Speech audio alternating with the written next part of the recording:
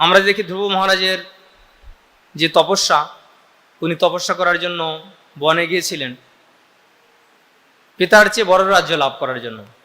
কিন্তু তপস্যা যেহেতু উনি ভগবানের উদ্দেশ্যে করছিলেন, এই জন্য না হৃদয়ের সমস্ত কলুষতা নষ্ট হয়ে গিয়েছিল। কিন্তু দেবদেবীর আরাধনা করলে হৃদয়ের কলুষতা নষ্ট হয় না। হ্যাঁ, কিন্তু ভগবানের আরাধনা করার এই একটা সুফল হচ্ছে এটা। ভগবানের আরাধনা করে কেউ যদি জাগতিক বিষয় লাভ করতে চায় সেটা পাবেন, এবং তার সঙ্গে সে কীভাবে লাভবান হবেন, তার হৃদয়ের সমস্ত ভোগবাসনা দূর হবে। যেমন ধ্রুব মহারাজ, উনি ভগবানের উদ্দেশ্যে যখন তপস্যা করার জন্য গিয়েছিলেন বড় রাজ্য লাভ করার জন্য, ভগবানকে 6 মাসের মধ্যে দর্শন লাভ করলেন। এই ভগবানকে প্রার্থনা করলেন, কাচম বিচিন্নম অপি দিব্য রত্নম স্বামীন কৃতার্থস্মি বরং না যা আছে। আমি অজ্ঞানবশত কতগুলো কাচের ভাঙা টুকরো কুড়াতে এসেছিলাম, কিন্তু এখন আমি দিব্য রত্নের সন্ধান পেয়েছি। কাচম বিচিন্নম অপি দিব্য রত্নম স্বামীন কৃতার্থস্মি বরং না যা আছে। অর্থাৎ হে স্বামীন, আমি আপনার কাছে কোনো বর চাই না, কৃতার্থস্মি বরং না যা আছে। ভগবান বললেন, দেখো আমার যে ভক্ত তার কোনো বাসনা থাকলে আমি সেটা সম্পূর্ণ পূর্ণ করি। তাই তোমার বাসনা পূর্ণ করার জন্য তোমার জন্য একটা জায়গা নির্ধারণ করা হয়েছে, ধ্রুবলোক।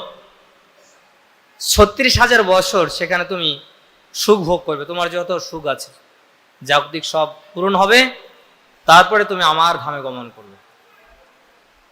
ধ্রুব মহারাজ যদি এই বাসনাটা না করতেন তাহলে ওইখানেই উনি সঙ্গে সঙ্গে ভগবানের ধামে চলে যেতেন। মাঝখানে কত বছর ওনার লস হয়ে গেল?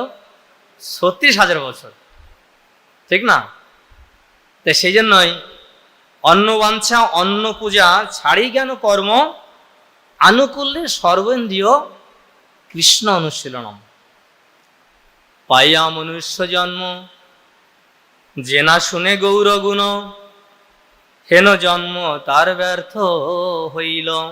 হ্যাঁ, কি বলছেন? পাইয়া মনুষ্য জন্ম জেনা শুনে গৌরগুণ হেন জন্ম তারও ব্যর্থ হইল। পাইয়া অমৃত ধ্বনি পিয়ে বিষগীর গর্ত পানি জন্মিয়া সে কেন নাহি মইল। পায়া অমৃত ধ্বনি,